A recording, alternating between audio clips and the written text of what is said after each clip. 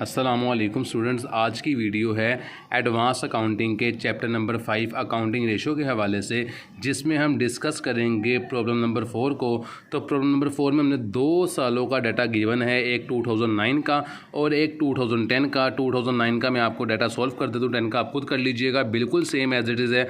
तो question number 4 में हमें वो कहता है कंप्यूट डेटर टर्नओवर रेशो। हमने डेटर टर्नओवर रेशो फाइंड करनी है और कलेक्शन पीरियड फाइंड करना है। तो हमारे पास क्वेश्चन में जो डाटा गिवन है वो ग्रोस सेल गिवन है, कैश सेल गिवन है, सेल रिटर्न गिवन है, डेटर बिगनिंग गिवन है, बिल रिसीवेबल बिगनिंग गिवन है, डेटर एंडिंग गिवन है और बिल रिसीवेबल एंडिंग गिवन है। तो क्वेश्चन स्टार्ट करते हैं। डेटर टर्नओवर रेशो का फॉर्मूला होता है annual net credit sale divided by average account receivable.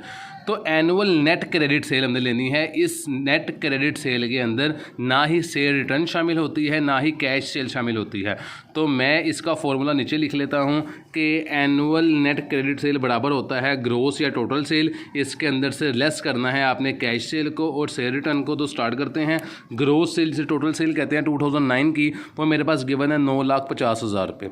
इसके अंदर से मैं माइनस कर देता हूँ कैश सेल जो 1 लाख की गिवन थी, और इसके अंदर से मैंने माइनस करना है सेल रिटर्न जो कि 50,000 रुपये की गिवन थी। इन दोनों को मैंने माइनस किया इसके अंदर से, तो ये मेरे पास बाकी बचता है 9,50,000 रुपये minus 1 lakh rupees minus 50,000 rupees. तो रिमेनिंग बचता है 8 लाख रुपये। 8 लाख रुपीज़ मेरे पास आई है मेरे पास एनुअल नेट क्रेडिट सेल। तो वो 8 लाख रुपये से मैं इसको यहाँ पे लिख दूँगा। इसको मैंने डिवाइड करना है एवरेज अकाउंट रिसीवेबल पे। तो एवरेज अकाउंट रिसीवेबल का फॉर्मूला होता है opening plus closing divided by 2। बच्चे यहाँ पर अक्सर गलती करते हैं, उन्हें समझ नहीं लगती कि कहाँ पर हमने प्लस करना है, कहाँ पे प्लस नहीं करना। अगर आपको ओपनिंग और क्लोजिंग दोनों गिवन है तो आप दोनों को प्लस करें, 2 पे डिवाइड कर दें। अगर सिर्फ ओपनिंग गिवन है तो सिर्फ ओपनिंग पे ही आपने डिवाइड कर देना है, 2 पे डिवाइड नहीं करना, जो यहाँ पे ओपनिंग लिख के डिवाइड कर देना है। तो हमारे पास सवाल में डेटर बिगनिंग भी गिवन है और रिसीवेबल भी बिगनिंग गिवन है। तो इन दोनों को प्लस करेंगे तो मेरे पास ओपनिंग आ जाएगा। ये मेरे पास 73,000 इसके अंदर मैंने प्लस किया 10,000 को, जो कि रिसीवेबल थे। रिसीवेबल और डेटर एक ही चीज़ है, ये दोनों बिगनिंग गिवन है, तो दोनों को मैंने प्लस किया और मेरे पास 83,000 आ गया। ये मेरे पास ओपनिंग गिवन है बैलेंस, जिसे ओपनिंग रिसीवेबल कहते हैं। क्लोजिंग रिसीवेबल कितने हैं मेरे पास? 1,02,000 से और 15,000 रुपये से। 1,02,000 से और 15,000 रुपये से, ये मेरे पास क्लोजिंग गिवन है। इन दोनों को अगर मैं प्लस कर लूँ तो ये मेरे पास 1,17,000 रुपये के आ जाएंगे क्लोजिंग। तो ये मैंने यहाँ पे 1,17,000 रुपये लिख लिया है। इन दोनों को प्लस करेंगे और 2 पे डिवाइड कर देंगे। 83,000 प्लस 117,000, इन दोनों को प्लस किया, 2 पे डिवाइड किया तो वो मेरे पास आता है 1 लाख रुपीज़। यहाँ पे मैं आगे लिख देता हूँ, इन दोनों को प्लस किया तो वो आता है 2 लाख। इस 2 लाख को मैंने 2 पे डिवाइड किया तो जवाब आता है मेरे पास 1 लाख रुपीज़। ये मेरे पास जो जवाब आया है ये है एवरेज अकाउंट रिसीवेबल। यहाँ पर 2 किस्म के ओपनिंग गिवन थे और 2 किस्म के क्लोजिंग गिवन थे। तो मैंने पहले ओपनिंग को प्लस करके ओपनिंग वाली जगह पे लिख दिया, क्लोजिंग को प्लस करके क्लोजिंग वाली जगह पे लिख दिया, दोनों को प्लस करके 2 पे डिवाइड किया तो एवरेज अकाउंट रिसीवेबल मेरे पास ये आ गए। इसे फॉर्मूले में पुट कर देते हैं 1 लाख रुपये से। तो इन दोनों को डिवाइड किया तो 8 टाइम्स मेरे पास जवाब आ गया।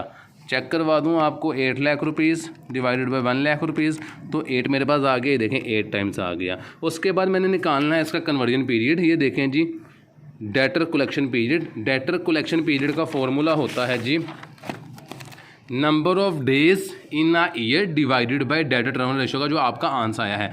Number of days in a year आप 365 भी ले सकते हैं, 360 भी ले सकते हैं, और डेटर टर्नओवर रेशो का जो आपका जवाब आया था 8, वो आपने लिख लेना है। इन दोनों को डिवाइड करते हैं, 365 डिवाइडेड बाय 8, तो मेरे पास जवाब आता है